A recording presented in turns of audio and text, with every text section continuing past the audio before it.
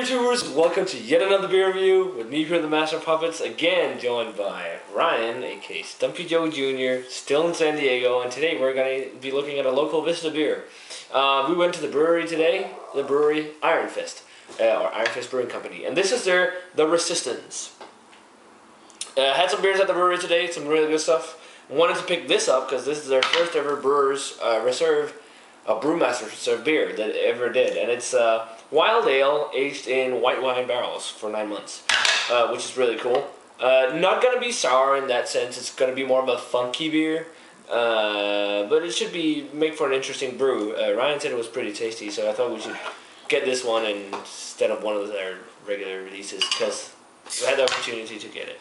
Yeah, and I've never actually had this out of a bottle. I've had it on release, on draft a couple times. I can smell the funk right away. Yeah, and yeah, like Peter said, it's a brand new brewery. They're not even 2 years old yet, and this is their first like major bottle release of a barrel-aged beer. But the color on it, it's like a hazy golden, almost golden orange kind of golden orange thing going on. White head. White head's actually sticking around. Yeah. Good carbonation on there. I'm pretty sure this is bottle conditioned. I believe all their beers are bottle conditioned.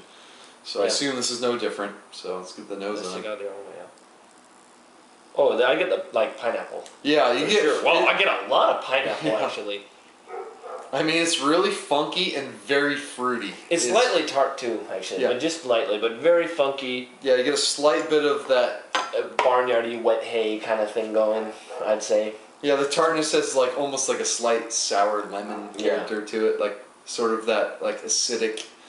I wouldn't go as far as to say vinegar. I don't think it quite goes that far. It's not that tart. But it's like a slight lemon acidic. Yeah, like I said, tons of pineapple. Yeah, a lot of pineapple. A little bit of a sweet malt backbone to back it up. It's got that kind of candy sugar kind of aroma to it as well. I get a little bit of a more sweeter note. Yeah, that's more buried, I'd say. Underneath the funk. But the most dominant thing is like a really nice bread and mices kind of funk to it. A lot of pineapple, which is because of the yeast as well. Yeah. It smells really nice, actually. A little bit of a maybe apricot almost or something. Yeah, it has that lighter fruit character to it. Yeah, definitely an apricot on there. So it's good taste. Cheers. Cheers.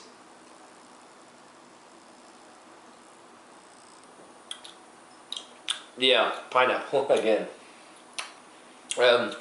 It's something along the lines of Orval type of beer, because Orval isn't really tart, especially when you age it, but it's more funky. It's something along those lines, I'd say. Yeah. Body on it, lighter side. Oh wait, I don't even think we mentioned the alcohol percent. 9%, right? 7%. Yeah. 9 months in the barrels. Yeah. Yeah, so 7%. That's right. 7%. Yeah, you don't really get that. I'm guessing they probably started off, like 5%, and then with the Brett eating all those residual sugars, bumped up the ABV to 7 or so. But that's kind of like you typically see for some like unblended kind of style beer, but. Wow, just a lot of pineapple, right? Yeah, a lot of pineapple. I get a little bit of the oakiness, some white grape kind of notes in there. It does have a white wine characteristic. Yeah. I think that is definitely more in the taste. Apricot comes through again along with that pineapple. Yeah, pineapple, a lot of the kind of grassy, wet hay, kind of barnyardy funk. A little bit of a sweeter malt tone to it. Again, I get on the back end kind of a lightly sugary. Yeah, I actually get a little bit of a spice character that might have been with the original yeast. Yeah, a little actually. You get a little bit of that sort of clovey, lightly peppery, almost lightly peppery note. Yeah. It's really interesting for a brewery's first special release. I think. It's not by far a mind-blowingly good beer, but I think it's a really good, well-done beer.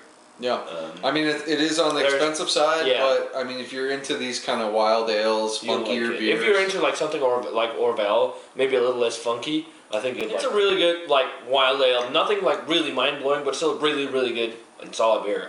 Rating wise for me, I'm gonna go 85.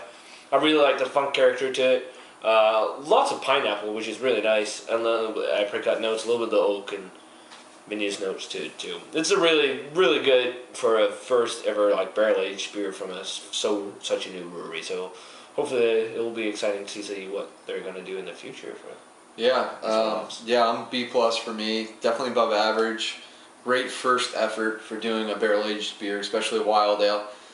The good news is, I've talked with Brandon the brewer, there are more of these types of beers on the way. There's some more wild ales, maybe even some actual more sour beers on the way. But he does have some projects going, and they are expanding. You know, not even 2 years old yet, so you know they're getting more barrels, going to be doing more of these beers. So I'm looking forward to seeing what they do in the future. Me too. So yeah, guys, that does it for this beer review of the Iron Fist Brewing Company's Resistance, or the Resistance. Remember to let us know what you think of this brew if you've had it. Maybe some of you San Diego guys watching it has had this. I don't think many other people outside of Vista and San Diego area has had Probably this. not, but I would say it's still on the shelves around here. You know, trade for it if you find it interesting.